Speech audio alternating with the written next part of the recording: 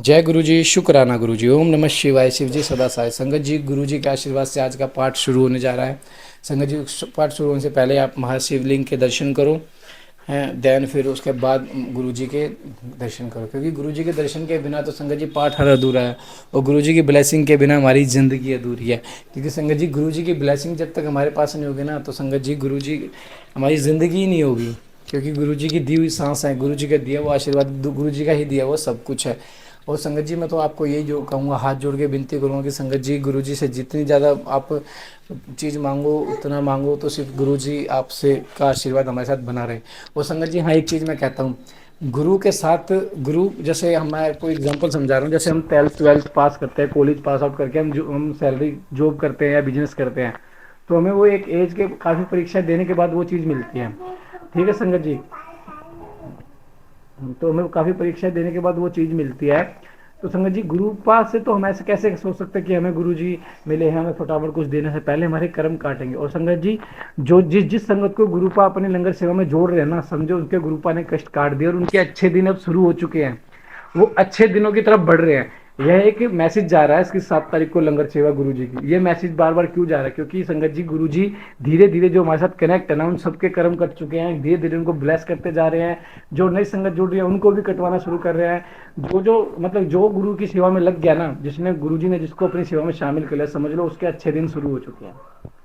गुरु पिता किसी मकसद से अपने साथ जोड़ते हैं, किसी चीज़ से अपने साथ जोड़े। इसलिए तो मैं कह रहा हूँ, अगर कोशिश करिए आप भी जुड़े 7 तारीख को लंगर सेवा में। जय गुरु जी, शुक्राना गुरु जी।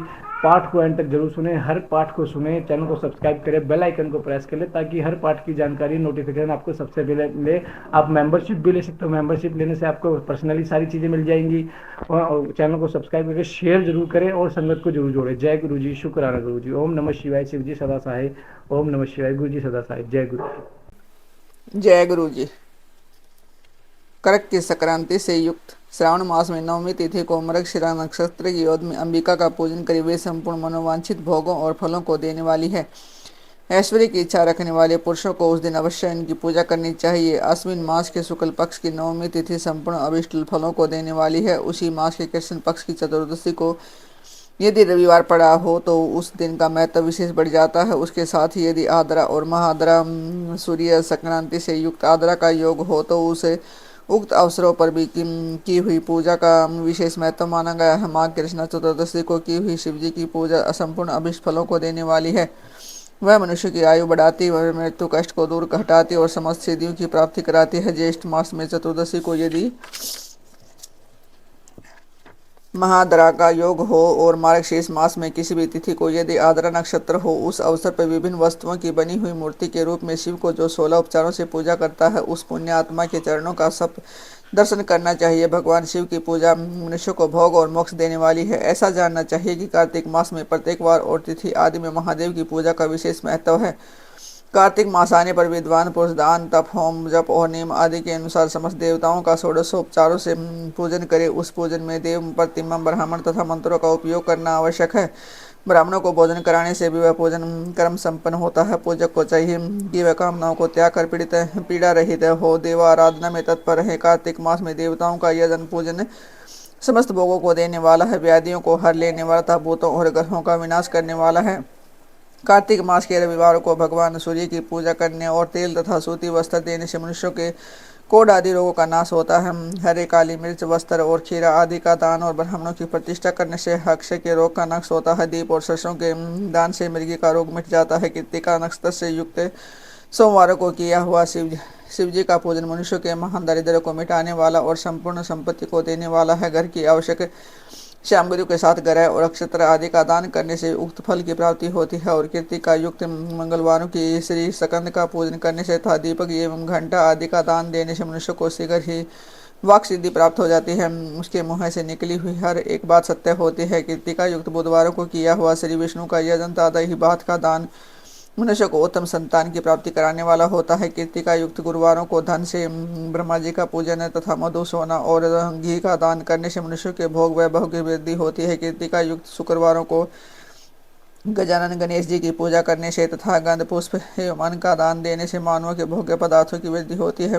उस दिन सोना, चांदी आदि का दान करने से बंध्या को भी उत्तम पुत्र की प्राप्ति होती है। कृतिका युक्त शनिवार को दिक्पालों की वंदना, दिग्गजों, नागों और सेतुपालों का पूजन, नेत्रधारी रुद्र पापहारी पूजन, विष्णु तथा ज्ञान दाता ब्रह्मा का आराधन तथा धनवंतरी एवं दोनों अश्विनी कुमारों का पूजन करने से रोग दुर्मृत्यु एवं अकाल मृत्यु का निवारण होता है तथा तात्कालिक व्याधियों की शांति हो जाती है। नमक, लोहा, तेल और उड़द आदि का त्रिकुटे, फल, गंधे और जल आदि का तथा दैत्य आदि द्रव पदार्थों को और स्वर्ण, मोती और कठोर वस्तुओं का विधान देने से सर्वलोक की प्राप्ति होती है। इनमें से नमक आदि का मान कम से कम एक प्रस्थ होना चाहिए और स्वर्ण आदि का मान कम से कम एक फल एवं धन की संक्रांति से युक्त पौष मास में उस काल में शिव आदि समस्त देवताओं का पूजन क्रमशः समस्त सिद्धियों की प्राप्ति कराने वाला होता है। इस पूजन में अगहानी के चावल से तैयार किए गए भविष्य का नैवेद्य उत्तम बताया गया है। पौष मास में नाना प्रकार के अन्न का नैवेद्य विशेष महत्व रखता है। मार्गशीर्ष मास में केवल अन्न का दान करने वाला मनुष्य को ही संपूर्ण अभिष्ट फलों की प्राप्ति हो जाती है। मार्गशीर्ष मास में अन्न का दान करने वाले मनुष्य के सारे पाप नष्ट हो जाते हैं। वह अभिष्ट सिद्धि, आरोग्य, विद्या, धर्म, वेद का सम्यक ज्ञान, उत्तम अनुष्ठान का फल, यह लोक और परलोक में महान भोग, अंत में सनातन योग तथा वेदांत ज्ञान की सिद्धि प्राप्त कर लेता है। जो भोग की इच्छा रखने वाला वह मनुष्य मार्गशीर्ष मास आने पर कम से कम 3 दिन भी उस काल में अवश्य देवताओं का पूजन करे और पौष मास को पूजन से खाली न जाने दे। उषा काल से लेकर संगव काल तक ही पौष मास में पूजन का विशेष महत्व बताया गया है। पौष मास में पूरे महीने पर जितेंद्रिय और निराहार रहकर द्विज प्रातः काल से मध्याह्न काल तक वेद माता गायत्री का जप करे। तत्काल रात को सोने से समय तक पंचाक्षर मंत्रों आदि का जप करे। ऐसा करने वाला ब्राह्मण ज्ञान पाकर शरीर छूटने के बाद मोक्ष प्राप्त कर लेता है। द्विजत्व नारियों को त्रिकाल स्नान और पंचाक्षर मंत्र के निरंतर जप से विशुद्ध ज्ञान प्राप्त हो जाता है। इष्ट मंत्रों का सदा जप करने से बड़े से बड़े पापों का विनाश हो जाता है। सारा चराचर जगत है बिंदु नाद स्वरूप है, बिंदु शक्ति है और नाद शिव। इस तरह यह जगत है शिव शक्ति स्वरूप है। नाद बिंदु का और बिंदु इस जगत का आधार है। ये बिंदु और नाद संपूर्ण जगत के आधार रूप से स्थित है और बिंदु और नाद से युक्त सब कुछ शिव स्वरूप है, क्योंकि यही सबका आधार है। आधार में ही आधेय का समावेश तथा लय होता है और यही सकलीकरण है। इस सकलीकरण की स्थिति से ही सृष्टि काल में जगत का प्रादुर्भाव होता है, इसमें संशय नहीं है। शिवलिंग बिंदु नाद स्वरूप है, अतः उसे जगत का कारण बताया जाता है। बिंदु देव है, नाद शिव, इन दोनों का संयुक्त रूप ही शिवलिंग कहलाता है। अतः जन्म के संकट से छुटकारा पाने के लिए शिवलिंग की पूजा करनी चाहिए। बिंदु रूपा देवी उमा माता है और नाद स्वरूप भगवान शिव पिता। इन माता पिता के पूजित होने से परमानंद की प्राप्ति होती है। अतः परमानंद का लाभ लेने के लिए शिवलिंग का विशेष रूप से पूजन करें। देवी उमा जगत की माता है और भगवान शिव जगत के पिता। जो इनकी सेवा करता है उन पुत्र पर इन दोनों माता पिता की कृपा नित्य अधिकाधिक बढ़ती रहती है। ये पूजक पर कृपा करके उसे अपना आंतरिक ऐश्वर्य प्रदान करते हैं। तब मुनीश्वर आंतरिक आनंद की प्राप्ति के लिए शिवलिंग को माता पिता का रूप मानकर उनकी पूजा करनी चाहिए। भर्ग पुरुष रूप है और भार्गव अथवा शक्ति प्रकृति कहलाती है। अव्यक्त आंतरिक अधिष्ठान रूप गर्भ को पुरुष कहते हैं और सुव्यक्त आंतरिक अधिष्ठान भूत गर्भ को प्रकृति पुरुष आदि गर्भ है और वह प्रकृति रूप गर्भ से युक्त होने के कारण गर्भवान है, क्योंकि वही प्रकृति का जनक है। प्रकृति में जो पुरुष का संयोग होता है यही पुरुष से उसका प्रथम जन्म कहलाता है। व्यक्त प्रकृति से महत्व आदि के क्रम से जो जगत का व्यक्त होना है यही उस प्रकृति का द्वितीय जन्म कहलाता है।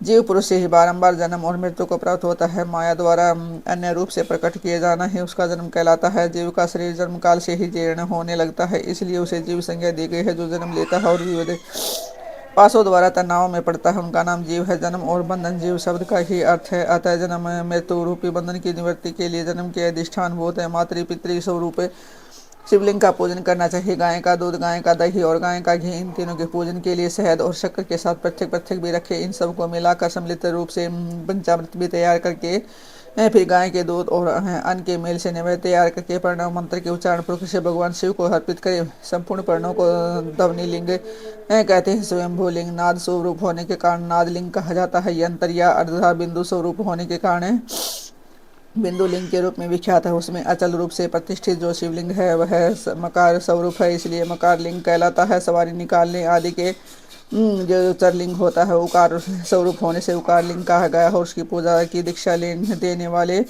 जो गुरु या आचार्य हैं उनका विग्रह आकार का प्रतीक होने से आकार लिंग माना गया है। इस प्रकार आकार, उकार, मकार, बिंदु, नाद और ध्वनि के रूप में लिंग के 6 भेद हैं। उन 6 लिंगों की नित्य पूजा करने से साधक जीवन मुक्त हो जाता है, इसमें संशय नहीं है। षडलिंग स्वरूप प्रणव का महात्मा, उनके सूक्ष्म रूप और स्थूल रूप का विवेचन, उनके जबकि विधि एवं महिमा कार्य ब्रह्म के लोकों से लेकर कारण रुद्र के लोकों तक का विवेचन करके कालातीत पंचावरण विशिष्ट शिवलोक के अनिर्वचनीय वैभव का निरूपण तथा शिव भक्तों के सत्कार की महत्ता। ऋषि बोले, प्रभु महामुनि, आप हमारे लिए कर्मशः षडलिंग स्वरूप प्रणव का महात्मा तथा शिव भक्त के पूजन का प्रकार बताई। सूची ने कहा, मैं ऋषियों, आप लोग तपस्या के धनी हैं, आपने यह बहुत बड़ा सुंदर प्रश्न उपस्थित किया है, किंतु इसका ठीक ठीक उत्तर महादेव जी ही जानते हैं, दूसरा कोई नहीं। तथापि भगवान शिव की कृपा से इस विषय का वर्णन करूंगा।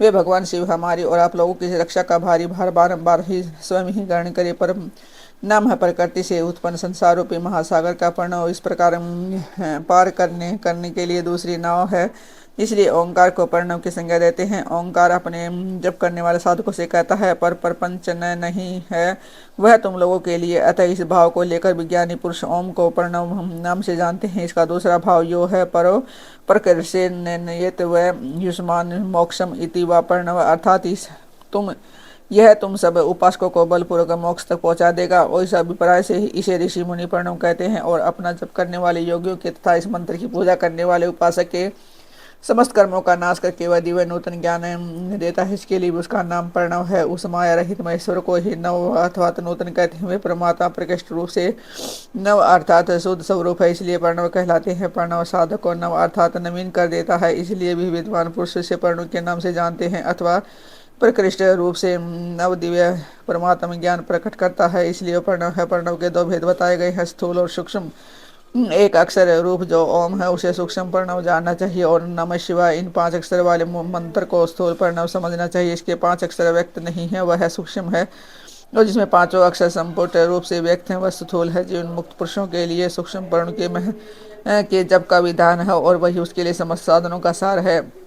यद्यपि जीवन मुक्त के लिए किसी साधन की आवश्यकता नहीं होती, क्योंकि वह सिद्ध रूप है, तथापि दूसरों की दृष्टि में जब तक उसका शरीर रहता है तब तक उसके द्वारा प्रणव जप की सहज साधना सबतः होती रहती है। वह अपनी देह का विलय होने तक सूक्ष्म प्रणव मंत्र का जप और उनके अर्थभूत परमात्म तत्व का अनुसंधान करता रहता है। जब शरीर नष्ट हो जाता है तो वह पूर्ण ब्रह्म स्वरूप शिव को प्राप्त कर लेता है। यह सुनिश्चित बात है कि जो अर्थ का अनुसंधान न करके केवल मंत्र का जप करता है उसके लिए निश्चय ही योग की प्राप्ति होती है।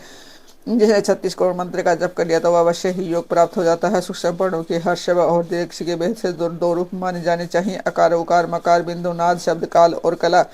इनसे युक्त जो प्रणव है उसे दीर्घ प्रणव कहते हैं। वह योगियों के लिए हृदय स्थित होता है। मकार पर्यंत जो ओम है वह ओ ए उ में इन तीनों तत्वों से युक्त है, इसी को हर्ष प्रणव कहते हैं। ए शिव है, उ शक्ति है और मकार इन दोनों की एकता है, वह त्रितत्व स्वरूप है। ऐसा समझकर हर्ष प्रणव का जप करना चाहिए और अपने समस्त पापों का अक्षय करना चाहिए। उनके लिए हर्ष प्रणव का जप अत्यंत आवश्यक है। पृथ्वी जल तेज वायु और आकाश ये 5 भूत तथा शब्द सप्रश आदि इनके 5 विषय ये सब मिलकर 10 वस्तुएं मनुष्य की कामना के विषय हैं। इनकी आशा मन में लेकर जो कर्मों के अनुष्ठान में संलग्न होते हैं वे 10 प्रकार के पुरुष प्रवृत्त कहलाते हैं, अथवा जो निष्काम भाव से शास्त्र विहित कर्मों का अनुष्ठान करते हुए निवृत्त कहे गए हैं। प्रवृत्त पुरुषों को हर्ष प्रणव का ही जप करना चाहिए और निवृत्त पुरुषों को दीर्घ प्रणव का व्याहतियों तथा अन्य मंत्रों के आदि में इच्छानुसार शब्द और कला से युक्त प्रणव का उच्चारण करना चाहिए। वेद के आदि में और दोनों संध्याओं की उपासना के मध्य भी ओंकार का उच्चारण करना चाहिए। प्रणव का 9 करोड़ जप करने से मनुष्य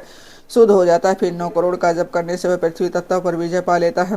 तत्पश्चात पुनः 9 करोड़ का जप करके वह जल तत्व को जीत लेता है। पुनः 9 करोड़ जप से अग्नि तत्व पर विजय पाता है। तदंतर फिर 9 करोड़ का जप करके वह वायु तत्व पर विजयी होता है। फिर 9 करोड़ के जप से आकाश को अपने अधिकार में कर लेता है। इसी प्रकार 9 करोड़ का जप करके वह क्रमशः गंध रस रूप शब्द और शब्द पर विजय पाता है। इसके बाद फिर 9 करोड़ का जप करके अहंकार को भी जीत लेता है। इस प्रकार 800 करोड़ प्रणव का जप करके उत्कृष्ट बोध को प्राप्त हुआ पुरुष शोध योग का लाभ करता है। शुद्ध योग से युक्त होने पर जीवन मुक्त हो जाता है, इसमें संशय नहीं है। सदा प्रणव का जप और प्रणव रूपी शिव का ध्यान करते करते समाधि में स्थित हुआ महायोगी पुरुष साक्षात है, शिव है, इसमें संशय नहीं है। पहले अपने शरीर में प्रणव के ऋषि छंद और देवता आदि का न्यास करके फिर जप आरंभ करना चाहिए। आकार आदि मात्रिका वर्णों से युक्त प्रणव का अपने अंगों में न्यास करके मनुष्य ऋषि हो जाता है। मंत्रों के 10 विध संस्कार मृत्याकांश तथा षड्वशोधन आदि के साथ संपूर्ण न्यास फल उसे प्राप्त हो जाता है। परवर्ती निवर्ती से मिश्रित भाव वाले पुरुषों के लिए स्थूल प्रणव का जप ही अभिष्ट साधक होता है।